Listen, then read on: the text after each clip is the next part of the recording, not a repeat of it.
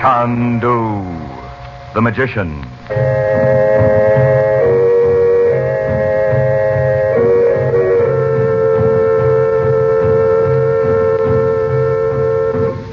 Good evening, ladies and gentlemen. The makers of White King granulated soap present for your enjoyment tonight and every weekday evening at this time, Chandu the Magician. Listen, and you will travel to strange lands. You will thrill to high adventure, romance, mystery. The magic of Cairo and Baghdad in the East, with their strange secrets and mysterious ways, will hold you spellbound. You will come to love this drama as it is played against a backdrop of oriental color and intrigue. And just as you will like our story, so will you like the soap we make. White King granulated soap. It is so easy on hands that thousands and thousands of ladies say it's just like magic. There are many tales told on the radio, but only one, Chandu. There are many soaps on your grocer's counters, but none like White King. You will love White King granulated soap. And when you buy White King tomorrow, save the box top and tell your friends to save White King box tops too. Now, let the play begin.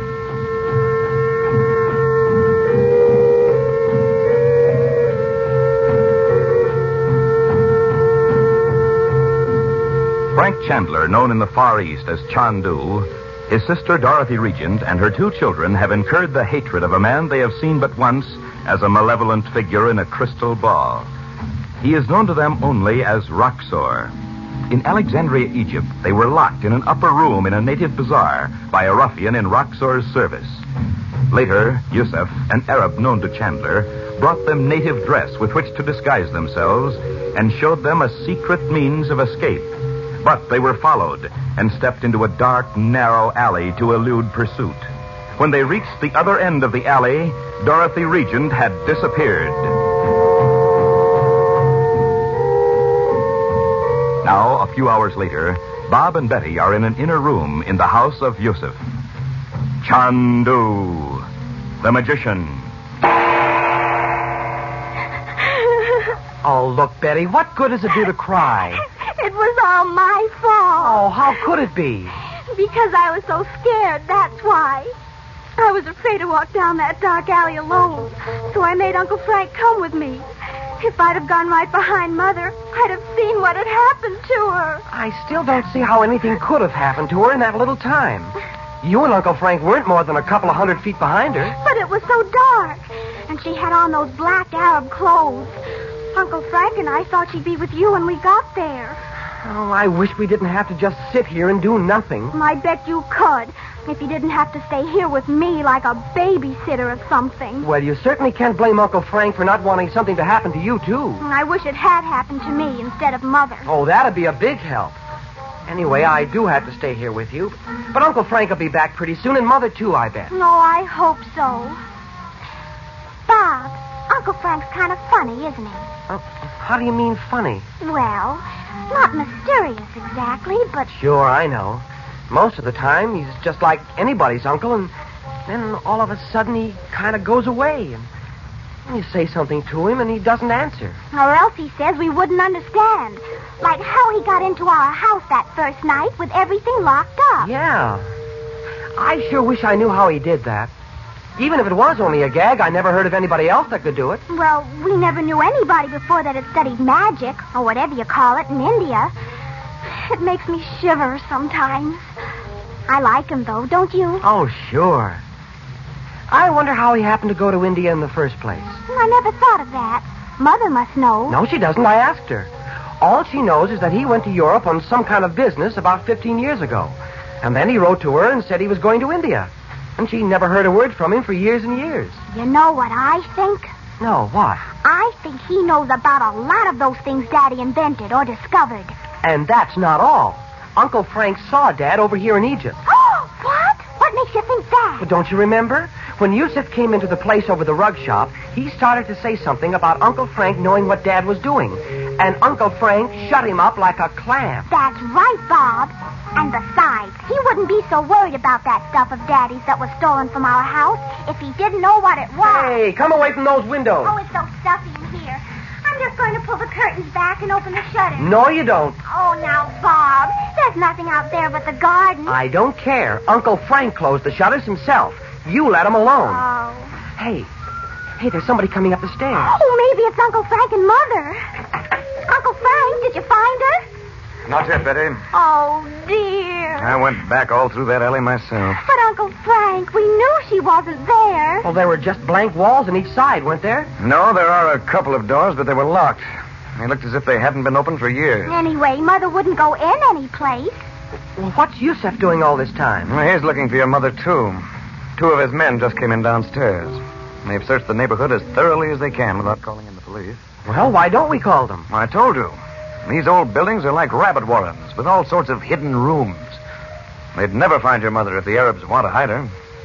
Besides, it might be worse for her if we called in the police. But what are we going to do? That's what I came up here to tell you. There's one thing I can... There's someone on the balcony. Come here. I thought so. Come in here. I see smart. Man and Tom. What do you want?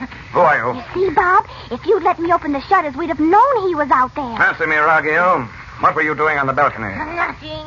I did nothing. I will go now. You'll stay right here until I find out what you came for. As you say, it is good to wait in beautiful room to look at beautiful young lady. How would you like a punch in the nose? Hold it, Bob. I'm sure I can make him tell why he came here. Uncle Frank, what are you going to... Hush, Betty. Now, my friend who lurks on balconies, you shall see what it means to oppose Chandu. Chandu! Look down. Look there, between your feet. What do you see? A snake! A viper! See? There is another, and another, and another. See how they rise about your feet. Oh, Uncle Frank, I'm scared. Don't be afraid, Betty. The snakes won't harm you. It's this jackal here they want. I beg you, take them away. Do not let them come closer. You better give with what you came here for. Tell me. Yes, I will tell everything. Only take these snakes away. Very well. The snakes are gone. Look about you. Now, why did you come here? Yeah, make it snappy. The vipers are gone. Perhaps I only think I see them. I have heard of Chandu, but perhaps... So that's it. Very well. Look. You see the knife in the leather case on the table? I will count 3. If by then you have not told me the name of the man who sent you here, that knife will fly from its case and bury itself in your heart. I have spoken. 1, 2... Roxor? Oh, Uncle Frank. I thought so. Now sit down on the couch behind you. Tell me everything you know. Where is this Roxor? Is he in Alexandria? Let him tell it, Bob. Go on, Raghil. My master Roxor is in secret place. I know not where. Remember, nothing but the truth. No vipers, no knives. I tell truth. Roxor, send messenger from shop of Ben Ali. Where is Ben Ali? Hassan, kill him. I was afraid of that. That's just what Yusef said. The princess said to Roxor, she help you, not him. My master is mad with anger. You have not seen Roxor when he is so like the anger of Allah himself. Get on with it. My master has great plan. Great secret plan. No one will ever stand in his way. He has told me not armies of soldiers, not Chandu. You see, he said your name, not Chandu. Why did you come here? I come because I am sent. I am not told young lady is protected by Chandu. You mean me? What did I tell you, Betty? Go on, Raghil. Where is Roxor now? Oh, he not come here. He stay in secret place far away. Ah, nuts. We know he was in Egypt because we saw him talking to the princess in the crystal... Bob, is Roxor in Egypt now? Sometime he go to Mazra. Where's Mother? What you call Cairo. But not many times. Most times Roxor is in secret place far away. Well, get to the point. Why did you come here? Chandu, you will not say I have told you. No, of course not. I am sent to take away young lady. Then you will go to search for her, Chandu. While you are gone, Roxor says... No, Sakina! She took a knife. Yeah, let him go. Yusuf's servants will catch him. There was another man out on the balcony. What was? The man who threw the knife. Someone else was sent to watch this fellow. And when he got here and heard what he was saying, he threw that knife at him. He must have seen it coming. He did. He said Sakina. That's Arabic for knife. Yeah, here it is. I wouldn't like to be in his shoes, even if Yusuf's servants don't catch him. No, poor devil, he hasn't a chance. And the first one of Roxor's men who sees him... Oh, this is a terrible place. And we still don't know where Mother is. Uncle Frank, do something. Why don't you? I'm going to. Right now. Oh, what was it you were going to tell us just before you saw that guy out there on the balcony? This. I'm going out and find your mother by ways you must never ask. That's why I didn't change into my own clothes from these Arab things. Remember, never ask me how I found her. We won't. But you make me shiver. Don't be afraid, Betty Lou. Oh, Yusuf. I bring you word of your sister, Chandu. Oh, where is she? Why didn't you bring her with you? Wait. What have you to tell me, brother of the Lotus? This is not Roxor's work. Somebody else took Mother away? Young Effendi. Some low-class Arabs saw her walking through the alley. They opened the door. They take her inside. But I looked at those doors myself. It was not one of the doors in the alley, O Chandu.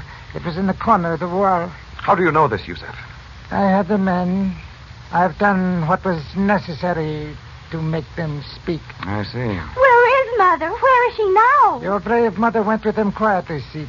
Perhaps she thought to keep their eyes from you. Oh, dear. Poor Mother. They thought to take her to the slave market, but your mother was not only brave, she was wise. Get on with it, Yusuf.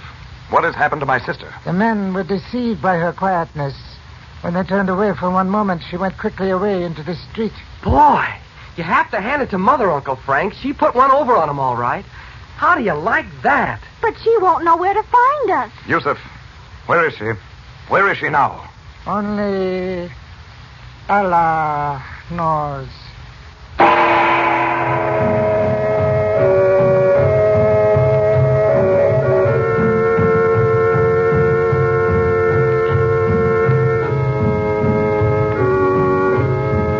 We pause before we say good evening to suggest that you and your family listen to Chandu every weekday evening at this time. Travel with us to strange places and faraway lands and thrill with Dorothy Regent and her children Betty and Bob as they're plunged into the mystery and intrigue of Egypt and the Near East. And, of course, we'd like to have you use the soap we make. White King granulated soap. You'll love White King. Anything that can be washed may be washed with White King, with safety to fabrics and colors, kindness to your lovely hands. The only hands you'll ever have. So on your radio, remember Chandu the Magician every weekday evening at this time. And at your grocer's, remember White King granulated soap. No other soap is like it. You'll say no other soap has ever done your work so well. Good night.